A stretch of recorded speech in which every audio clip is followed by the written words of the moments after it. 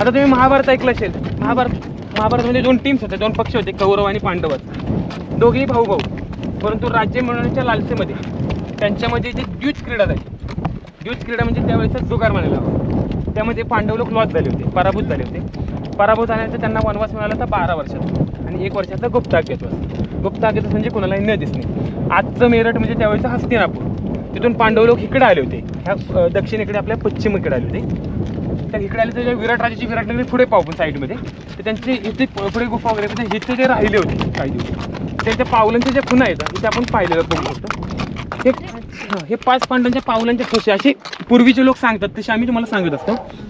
आता कोणी म्हणते 5000 वर्षापूर्वीचे आहेत, कोणी म्हणतात 10000 वर्षापूर्वीचे आहेत. परंतु युग बदलत गेले, ह्याचा रंगरूप आकार वगैरे बदलत गेलेला आहे आणि पुढे कालांतराने बदलू शकतो. अशीच सेम कॉपी तुम्हाला पंचवटीच्या नाशिक शहरामध्ये आणि मध्य प्रदेशमध्ये गेला तर पंचमढीमध्ये पाहायला. तिथे त्यांचे मंदिर वगैरे स्थापन केले. तिकडे मंदिर वगैरे अलाउड नाही, कारण हा टुरिझम प्लेस आहे. इथे प्रत्येक जाती धर्माची समाजाचे लोक येतात. त्यासाठी इकडे मंदिर अलाउड नाही केलं. मंदिर बांधलं होतं त्याची कोणशिला नाही का ते तयार केली होती, परंतु ते काढून टाकली कॉर्पोरेशनने. आणि मंदिर कोणी बांधलेलं? मंदिर नगरपालिकेने केलं होतं, ट्राय केली होती, पण परत पुन्हा नगरपालिकेनेच काढून टाकली. तिथे उद्घाटन वगैरे झालेलं होतं. चला